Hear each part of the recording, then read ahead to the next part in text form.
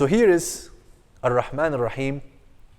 It is Jamal after some kind of Jalal. Because Rabb contains, to be honest, a bit of both. But then, Maliki Yawmiddin. Maliki Yawmiddin, what comes to our mind when we reach this verse? Can anyone tell me what do you think?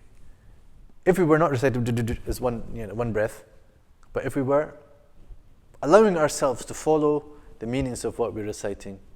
So we have recited Ar-Rahman Ar-Rahim, then we come to Maliki Yawmiddin.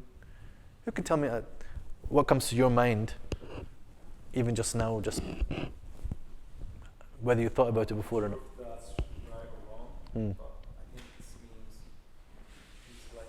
it's about Judgment Day or something. Yeah, for sure, its meaning is Master of the Day of Judgment. What does it imply for you, or what does it make you feel before we talk about think? Yeah. He's the one who decides whether you're Jannah or Jahannam. He's the one who will give you mercy. Right, so as you mentioned, Allah Azza wa Jal is the one who is in charge on the Day of Judgment. And that could be good news or bad news, depending on where you are on the scale. So, for the criminals, this is very bad news. And in Surah Ghafir, it will be said, لِمَنِ الْمُلْكُ الْيَوْمِ لِلَّهِ الْوَاحِدِ الْقَهَّارِ. For whom is the dominion this day? It is for Allah, the one, the irresistible, the overpowering. Here is one of those strong names, Al-Qahhar. There's no doubt about it. But that will be the destruction of all tyrannical forces, those who consider themselves to be kings and almost lords and gods upon earth. Allah Azza wa Jal, and the hadith gives us further detail about this scene on the Day of Judgment. It will be called out, where are the kings? Bring me the kings, bring me those tyrants, bring me those people who lorded themselves over others. Whose is the dominion this day? For Allah, only for Allah. So, this is comfort for the oppressed. This is comfort for those who have been at the hands of those unjust, tyrannical rulers. And it's comfort for those who worshipped Allah, that He is the one who will deliver the reward. None can turn it away. None can overrule His mercy. But rather everything will be dealt with in justice, with perfect justice and overwhelming mercy. Perfect justice and overwhelming mercy. Because that's the nature of Allah's mercy. And this is the description that is given to it. I think what both of you have done here, which is nice, is that you wanted to feel that Ar-Rahman Ar-Rahim has got something to do with what we understand from Maliki Yawmiddin. And this is good. This is very hot nowadays in Quranic studies. It's called Nazm, Nazm al-Qur'ani, Quranic coherence and connections. And it's right. I mean, it's obvious that statements which are made next to each other have some impact on each other, and we understand that the one who said them meant something by putting them next to each other. So here, Ar-Rahman Ar-Rahim, the mercy has been mentioned, and then Maliki Yawmiddin. So that takes away some of the fear that might enter our hearts from Maliki Yawmiddin, from that description. Because we know that His Rahmah is overwhelming, as we had said, and as you mentioned in the hadith, that Allah Azza wa Jal has kept 99%.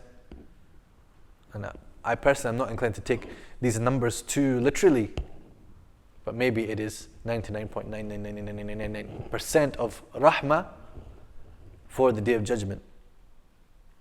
Because the 0.999 would have not sounded very good in Arabic, right? So Allah Azza wa Jal has sent down one part of mercy upon this whole universe, and that is what we see when a mother is looking after her child, and when, even amongst the animal kingdom. So what about that mercy that Allah Azza wa Jal has kept for the Day of Judgment? So Ar-Rahman Ar-Rahim, Maliki Yawmiddin, yeah, we can see a connection between the two. But as you also said very nicely, or I will just adapt it from what you said, that the believer is always in a state of not self-satisfaction with his or her deeds, right? But a state of feeling that worry that are my deeds going to be accepted by Allah or not. So Maliki Yawmiddin should, of course, for a believer also entail a sense of fear. Not fear that someone is going to be unjust, but fear that they're going to be just. When we fear Allah Azza wa Jalla, it's not because we fear that He's going to do dhulm, but because we fear the consequences of adl upon us. But then we remember, whoever comes with a good deed will be given 10 times its like, but whoever comes with a bad deed will not be recompensed except by its like. So remembering this should give us that soothing balm when we are reciting this. But look how we are talking here about when we recite the Fatiha. It's not just from verse to verse like this. But your heart is already on a roller coaster. As you're reciting these few words, the implications of Rabb, the implications of Rahman and Rahim, the implications of Malik and Malik. Yeah, if you're reciting according to Warsh or Qalun, etc. Maliki Yawmiddin, the sovereign of the Day of Judgment. And this reading has an even stronger connection with Liman al-Mulku al-Yawm. So the sense of Allah's sovereignty and mastery and control and ownership of the Day of Judgment. This is a roller coaster. Reflecting the Qur'an, you see, we've not even got to the halfway point of the Fatiha, and our hearts are jumping all over the place. Jamal and Jalal, love and fear, and this is the state of the mu'min, always between these states. So we will, inshallah, conclude this session here, and inshallah we'll continue next time to, I hope, complete our reflection on the rest of the Fatiha. وآخر دعوانا أن الحمد لله رب العالمين صلى الله وسلم على سيدنا محمد.